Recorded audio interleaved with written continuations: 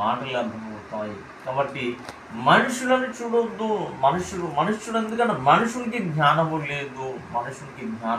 దేవుని వలనే మనకి జ్ఞానం వస్తుంది. దేవుని యొక్క ఆత్మ ప్రేరేపణ ద్వారా దేవుని మాటలు వస్తాయి. దేవునికి ఆత్మ ప్రేరేపణ ద్వారా మర్మములు వస్తాయి. దైవ జ్ఞానం వస్తుంది. దేవుని యొక్క ప్రేరేపణ ద్వారా సమస్తము జరుగుతుంది. దేవునికి ఆత్మ ద్వారా వాడు స్వస్థత కలుగుతుంది. దైవజనుడు స్వస్థపరచలేడు, కానీ దైవజనుల్లో ఉన్నటువంటి దేవునికి ఆత్మ స్వస్థపరుస్తుంది. దైవజనుడు ప్రవచించలేడు, కానీ దైవజనుల్లో ఉన్నటువంటి దేవుని యొక్క ఆత్మ ప్రవచనం చెప్పగలుగుతుంది. కాబట్టి నీ జీవితంలో ఏ అద్భుతం జరిగినా, ఏ కార్యం జరిగినా అతనిలో ఉన్నటువంటి దైవము చూడాలి కావాలి. అతన్ని చూడొద్దు, దేవుణ్ణి చూడాలి. అందుకే మనుషులను లక్ష్య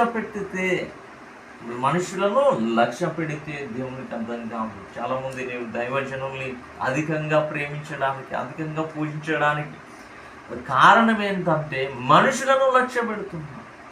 ఎందుకంటే మనుషులను ఎప్పుడైతే నువ్వు లక్ష్యం పెడతావో దేవునిలో నుండి నువ్వు తొలగిపోతావు.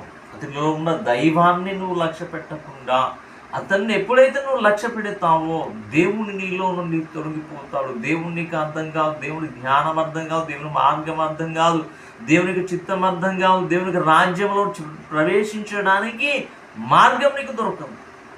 అందుకే నువ్వు లక్ష్య పెట్టవలసింది దైవజనుల్లో ఉన్నటువంటి దేవుని యొక్క ఆత్మని, దైవజనుల్లో ఉన్నటువంటి దేవుని యొక్క మహిమగల మాటలను లక్ష్యం చేసుకొని వెళ్ళినప్పుడు నిజమైన బలి దేవునికి అర్పించగలుగుతాం, దేవుని లక్ష్య పెట్టగలుగుతాం. అందుకే ప్రతి ఒక్కరు కూడా చాలా జ్ఞానం కలిగి ప్రవర్తించాలి. అందుకే మోసపోకూడదు. చాలామంది క్రైస్తవులు మోసపోతున్నారు, చాలామంది విశ్వాసులు మోసపోతున్నారు, చాలామంది సేవకులు మోసపోతున్నారు, క్రైస్తవ్యమే మోసపోతుంది, సంఘాలే మోసపోతున్నాయి.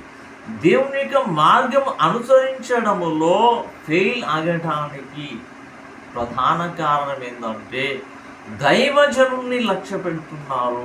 దైవజనుల్లో ఉన్నటువంటి దేవుని యొక్క ఆత్మను లక్ష్య పెట్టడం లేదు. అందులో ప్రతి ఒక్క విశ్వాసి, ప్రతి దైవజనుని పరీక్షించగలిగాను. ఇతరులో దేవునికి ఆత్మ ఉందా లేదా, ఆ ఆత్మ మాట్లాడుతుందా లేదా, దేవుని యొక్క చిత్తానుసారంగా మాట్లాడుతూ ఆత్మానుసారంగా మాట్లాడుతూ